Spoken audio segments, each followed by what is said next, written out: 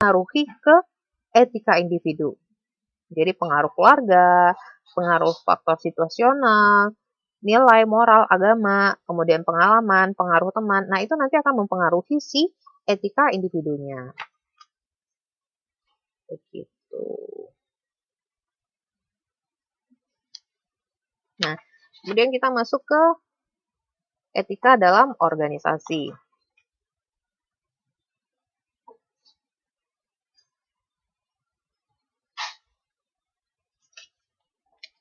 Etika dalam organisasi. Nah, teman-teman lihat di tabel 2.1.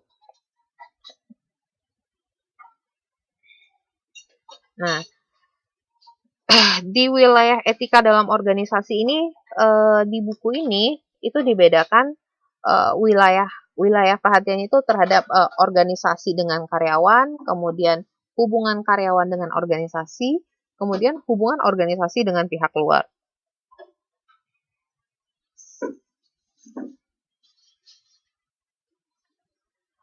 Nah, kalau misalnya hubungan organisasi dengan karyawan itu, contoh isu yang relevan dengan hubungan organisasi ini, hubungan dalam wilayah ini, contohnya seperti penarikan tenaga kerja, penggajian, dan pemberhentian kerja.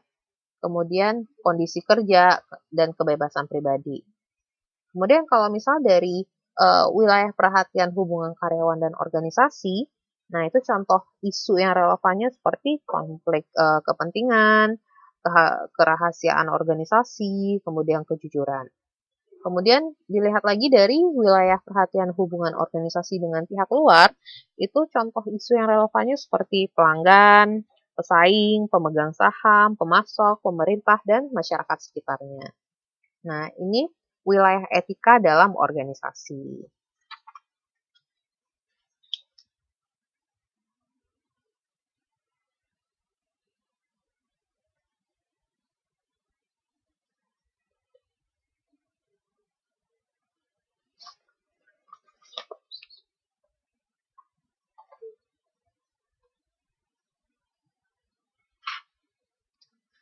Kemudian kita masuk ke pendekatan terhadap tanggung jawab sosial. Nah, misalkan teman-teman buka di buku 2.35, halaman 2.35, gambar 2.4. Pertanyaan nanti ya setelah saya selesai, nanti kalau keputus nanti ininya penjelasan saya keputus-putus. Nanti setelah ini nanti saya silakan bertanya, oke? Setelah saya selesai menjelaskan, oke, Mbak Fitriani?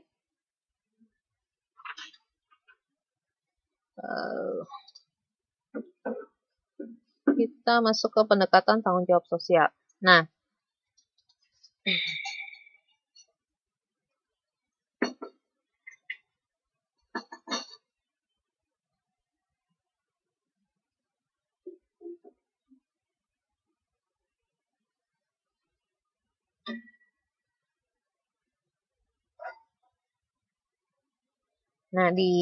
di halaman 2.35, gambar 2.4 itu teman-teman bisa ngelihat pendekatan dalam tanggung jawab sosial itu apa? Ada apa saja?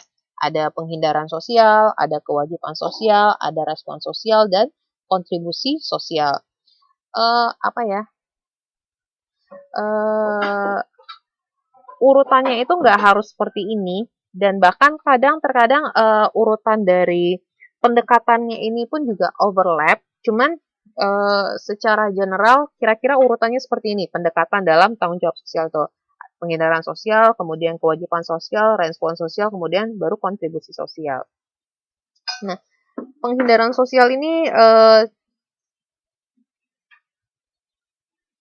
contohnya dari beberapa organisasi itu berusaha meminimalkan keterlibatan mereka dalam masalah-masalah sosial. Nah, jika berhadapan dengan masalah sosial, organisasi ini akan mencoba membantah dan menutupi permasalahan yang ada.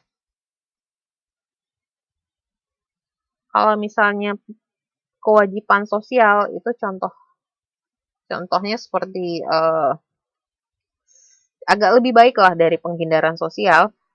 Itu contohnya organisasi yang berusaha memenuhi kewajiban sosialnya, terutama yang secara legal diharuskan. Misalnya mengikuti standar atau peraturan dari pemerintah. Nah, pendekatan semacam ini konsisten dengan argumen kontra tanggung jawab sosial. Kemudian kemudian kita masuk ke respon sosial. Nah, kalau respon sosial ini contohnya organisasi yang menggunakan pendekatan ini berusaha memenuhi kewajiban minimalnya, ditambah lebih dari sekedar kewajiban minimal tersebut. Nah, contohnya perusahaan yang dia berusaha, at least ada usahanya gitu untuk berpartisipasi dalam program sosial. Nah, dia masih berusaha untuk ikut kontribusi walaupun nggak terlalu deep, nggak terlalu sering atau nggak terlalu banyak, tapi dia berusaha untuk ada gitu kontribusi sosialnya, walaupun masih secara pasif. Nah, kalau yang kontribusi sosial, ini perusahaannya itu udah yang tahap top lah, yang paling tinggi lah. Jadi si organisasi ini sudah berperan aktif dalam program-program sosial. Hah? Putus-putus lagi. Mungkin sinyal dari mbaknya kali. Soalnya dari saya sinyal internet saya cukup bagus.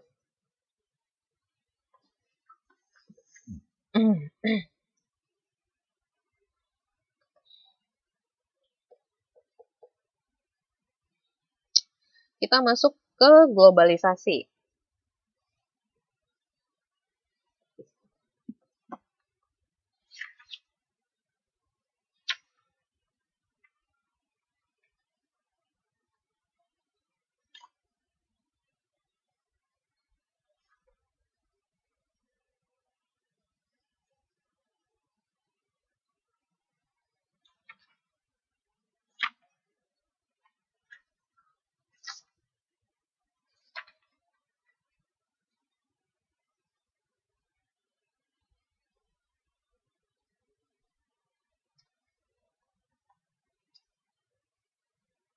Teman-teman yang lain cukup bisa dengar saya kan? Nggak putus-putus kan? Atau cuma Mbak Ayu doang yang putus-putus?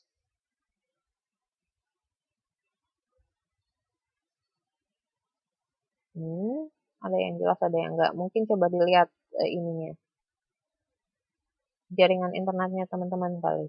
Coba dicek ya. Oke, kita masuk ke globalisasi ya.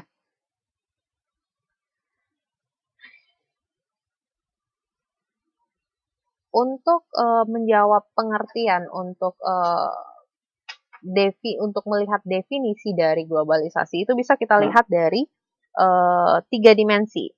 Jaraknya, lokasi, dan juga sikap. Contoh, gitu kan. Dengan saat ini di era globalisasi itu, dengan adanya teknologi, jarak yang jauh itu bisa ditempuh dengan waktu yang pendek. Contoh misalnya kan, kalau di buku itu, jarak Jakarta Singapura yang jauhnya sekitar 800 km itu bisa ditempuh dengan jarak tempuh yang cukup singkat. Mungkin kalau dengan pesawat mungkin nggak nyampe 1 jam kali ya.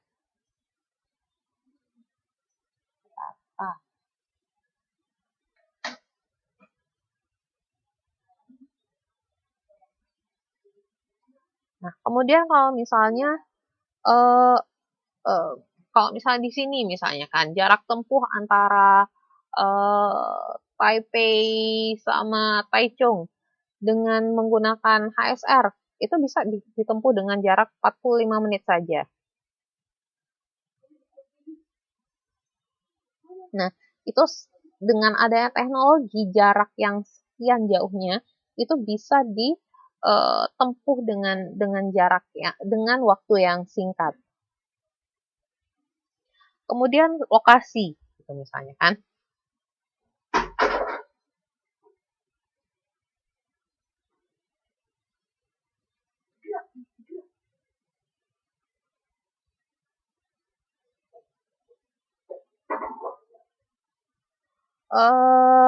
Lokasi misalnya karena jarak tempuh yang singkat tadi dengan jarak yang bisa ditempuh dengan cepat gitu kan.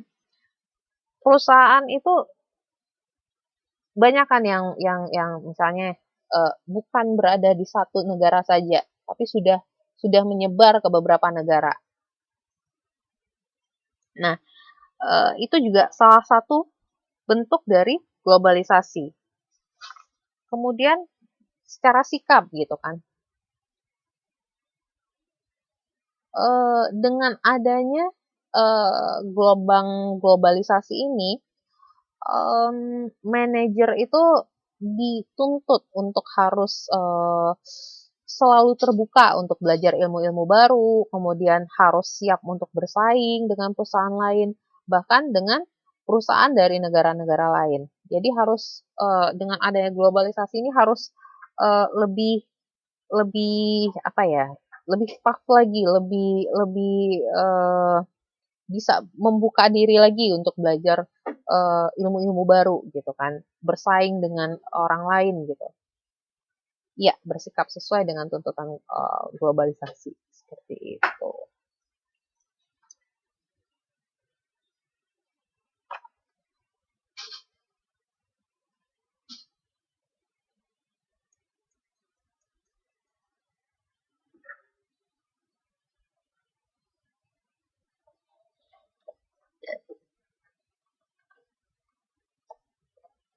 Kemudian kita masuk ke struktur ekonomi dunia. Salah satu indikator untuk mengukur kesejahteraan suatu negara itu adalah GDP.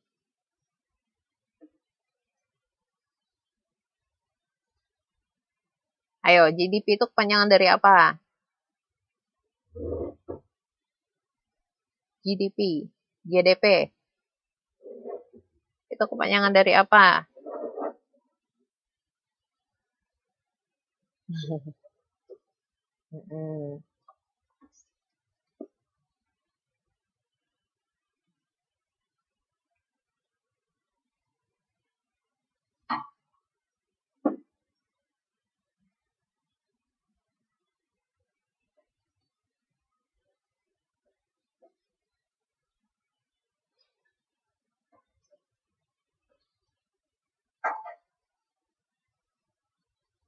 Nah, dengan seperti yang saya sudah sampaikan, dengan adanya GDP ini salah satu indikator untuk melihat negara itu sejahtera atau tidak. Nah, ini bisa teman-teman lihat di buku halaman 2.47 itu, kan ada tabel 2.6, itu ada 7 negara yang GDP-nya terbesar gitu di dunia. Nah, bisa dibilang 7 negara ini adalah 7 negara yang cenderung mempunyai kesejahteraan yang tinggi. Nah, kalau misalnya negara-negara yang contoh ya yang di Afrika yang GDP-nya rendah itu biasanya cenderung mempunyai kecenderungan itu mempunyai tingkat kemiskinan yang tinggi. Contohnya seperti di negara-negara di Afrika gitu contohnya kan. Mereka biasanya GDP di negara tersebut cukup rendah. Nah, kita bisa katakan kesejahteraan atau tingkat kemiskinannya cukup tinggi di negara-negara tersebut. Begitu.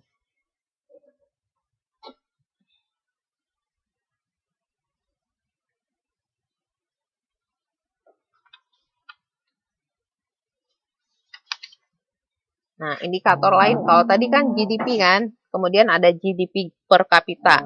Nah, dengan GDP per kapita ini dapat mengukur nilai yang diproduksi di negara tersebut secara total. Nah, kalau GDP per kapita itu dihitung dengan membagi total GDP dengan jumlah penduduk di negara tersebut.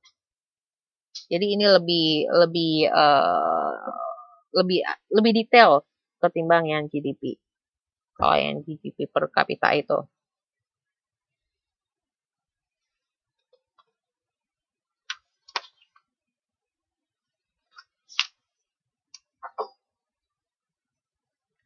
Seperti itu.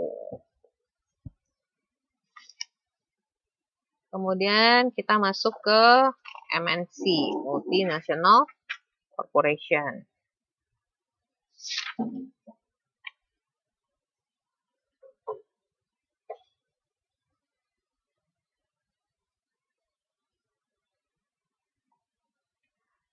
Nah, kalau secara fisik MNC itu didefinisikan sebagai apa?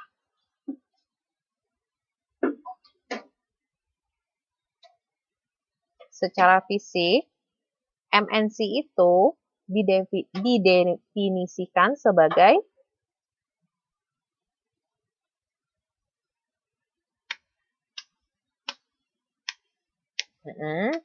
yang lain.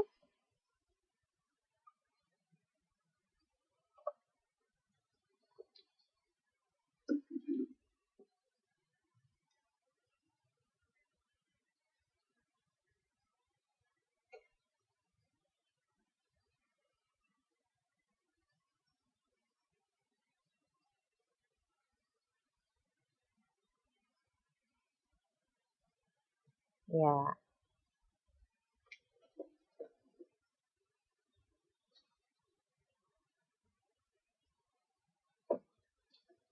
ya benar. Jadi perusahaan multinasional itu secara fisik itu bisa didefinisikan sebagai perusahaan yang beroperasi di dua negara atau lebih.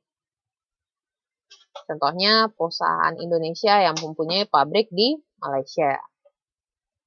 Jadi dia secara fisik dia bisa beroperasi di dua negara atau lebih. Gitu.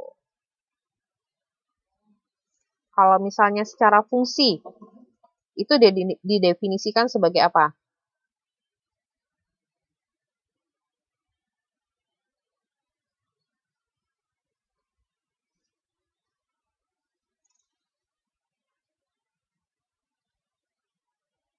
Secara fungsi, MNC sebagai fungsi itu didefinisikan sebagai apa?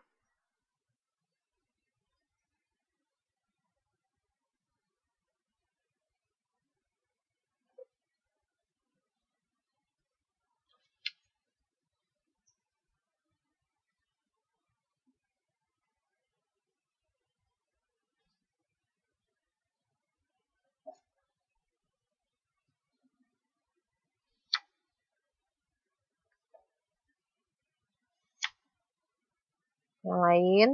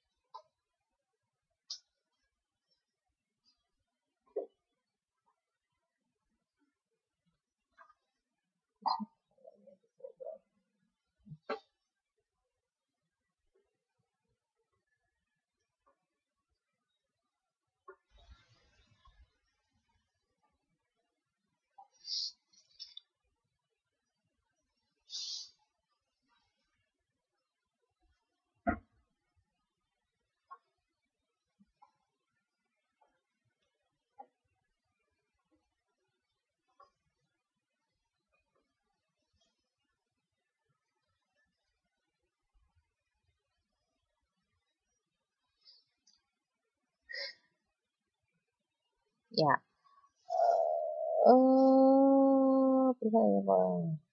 Yap. Jadi MNC yang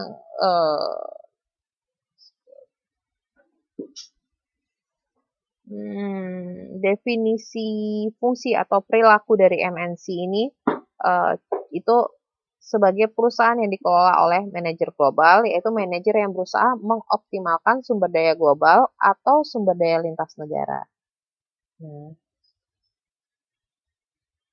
Nah, contohnya seperti MNC yang memproduksi pakaian.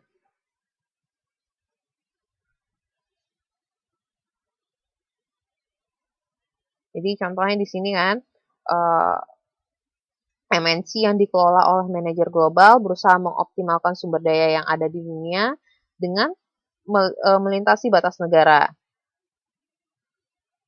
Nah, contohnya misalnya MNC yang memproduksi pakaian. Contoh seperti berikut daftar input yang digunakan dan asalnya. Misalnya model fashionnya, misalnya dari Paris gitu kan.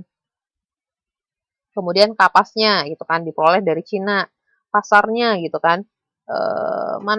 Negara mana yang punya ekonomi paling besar di dunia? Mungkin misalnya Amerika gitu kan dengan penduduk sekitar 300 juta dengan pendapatan per kapitanya 40.000 dolar per tahun gitu kan. Nah, itu menjadi pasar yang baik gitu untuk pasar yang bagus gitu untuk memasarkan produk fashion tersebut. Seperti itu. Misalnya tenaga kerjanya gitu kan diambil yang paling murah, misalnya Cina gitu kan. Manajernya gitu bisa diambil dari Filipina atau uh, Indonesia mungkin. Kemudian mesinnya misalnya diambil dari didatangkan dari Jerman. Nah, seperti itu. Pemiliknya mungkin orang Indonesia. Nah, seperti itu. Seperti ini misalnya contoh dari MNC yang mengoptimalkan sumber daya di dunia. Nah, dengan dilihat dari fungsinya saja kita sudah mulai tahu kan kenapa MNC itu muncul. Yang pertama itu untuk mencari bahan mentah. Yang kedua mencari pasar. Yang ketiga itu untuk meminimalkan biaya. Yang keempat itu motif lain.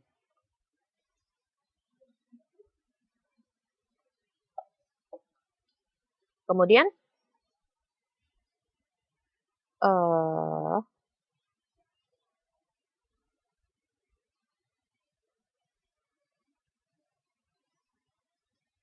sebentar ya. Aduh, lagi error.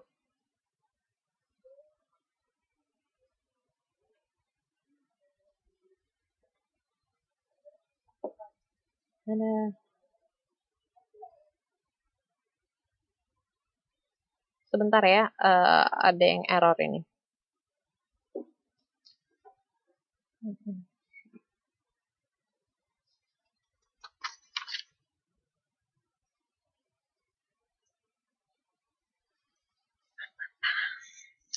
Ada error.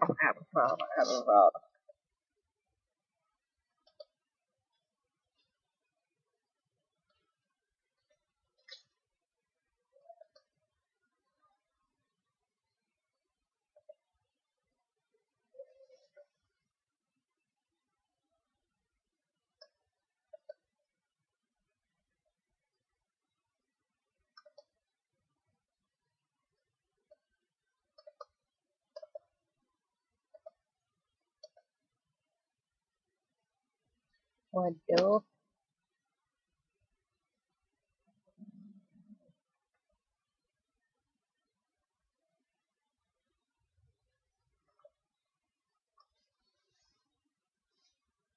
panas ya.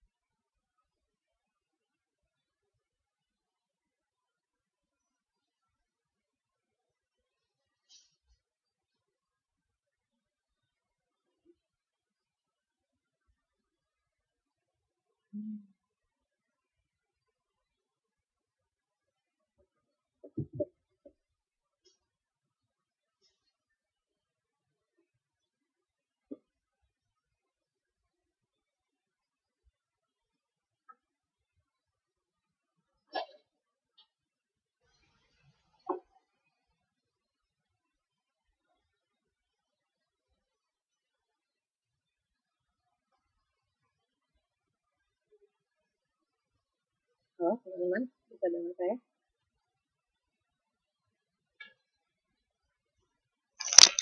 Cek, bisa dengar saya teman-teman?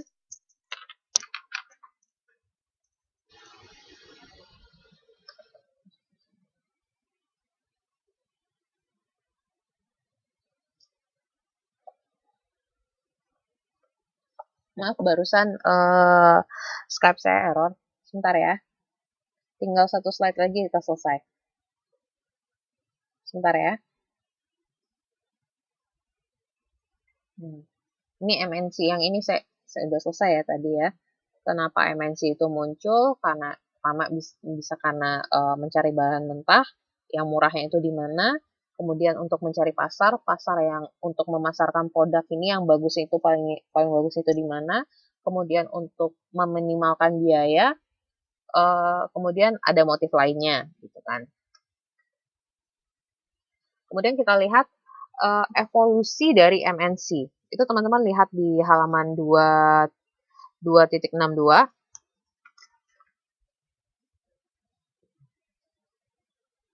Kemudian gambar 2.7.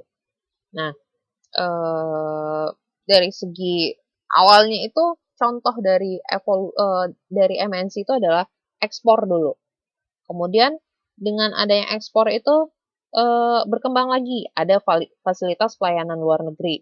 Kemudian cabang luar negeri. Kemudian berkembang lagi, ada pusat distribusinya. Kemudian setelah ada pusat distribusi, berkembang lagi menjadi fasilitas produksi dengan kehadiran penuh di luar negeri. Contohnya mendirikan sendiri gitu kan perusahaan di luar negerinya.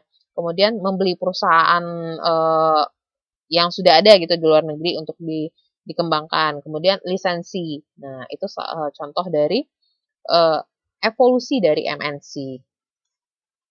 Oke, teman-teman.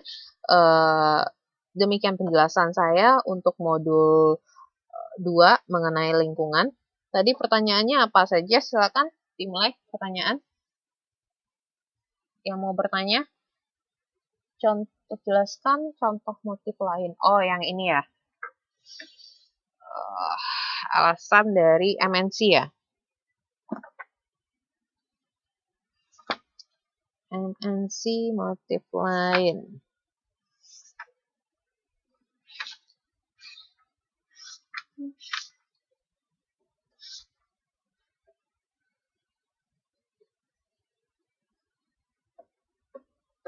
Ya, motif lain itu ya seperti